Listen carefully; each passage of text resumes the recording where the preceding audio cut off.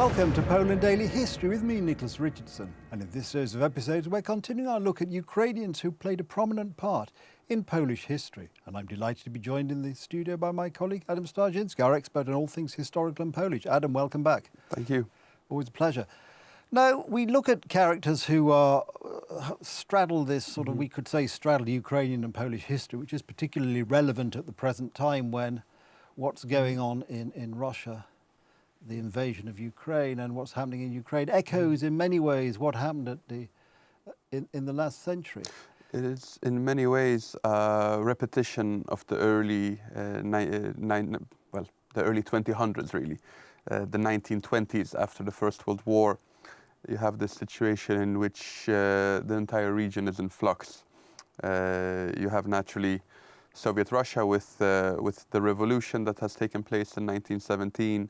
And a civil war that continues for the following years. In Ukraine, you have the Ukrainians who side with the Bolsheviks and become a part of the Red Army, and that want to create this larger Soviet Union, which includes Ukraine. But you also have various other Ukrainian groups, some of them who favor Ukrainian independence. Others, such as the anarchist movement of Nestor Makhno, for example, that fight for completely different goals and try to stay separate both from the Ukrainian nationalists and from the Soviet Red Army.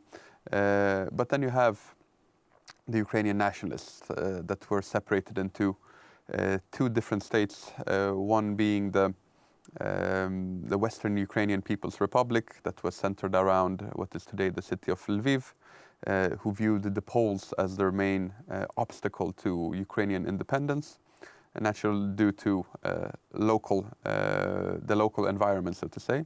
And then you had the Ukrainian People's Republic centered around Kiev and central Ukraine in general, but which for some moments controlled territories that resemble more or less the territory that Ukraine is in control of today.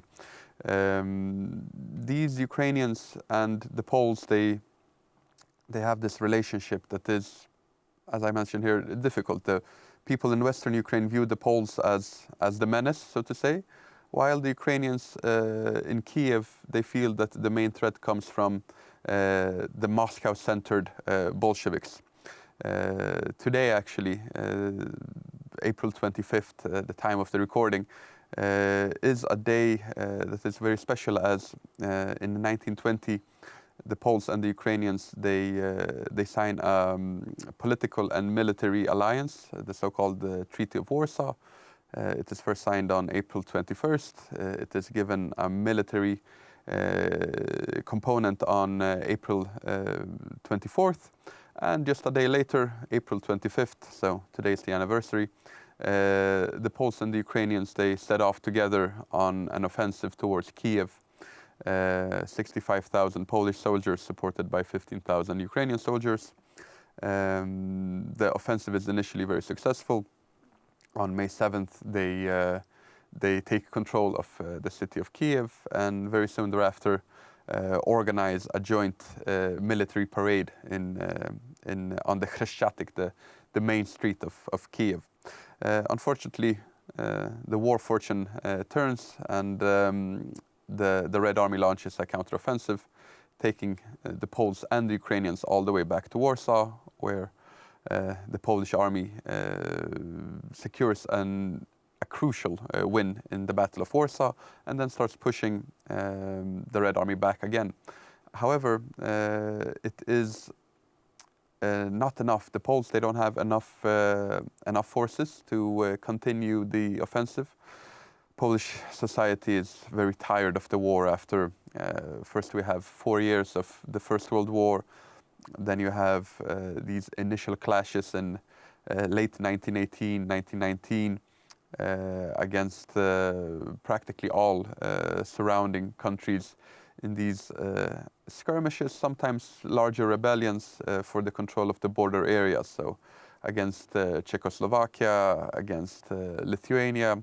There are also uprisings against the Germans, the various Greater Poland uprisings or Silesian uprisings. And then, of course, there is this war against the Western Ukrainian People's Republic. But the large war is the Polish-Soviet War, or the Polish-Bolshevik War. A peace, or rather a ceasefire, comes in the fall of 1920, and a peace settlement is organized through the Treaty of Riga in March 1921. Well, you make a good point, Adam. Yes, the clock has indeed defeated us. But as you say, let's pick up the story next time. There we are, always something interesting to talk about in these border regions between Ukraine and Poland, and this history moving. Even as we speak today, the history is still happening. Anyway, we will pick up the story next time on Poland Daily History, where we hope to see you again. In the meantime, thank you for watching. All right. And do we need to do one? We'll just do one. Yes, outro, tak. Adam, I'm just going to have to stop you there. As usual, we've been defeated by the clock, but we will pick up the story next time.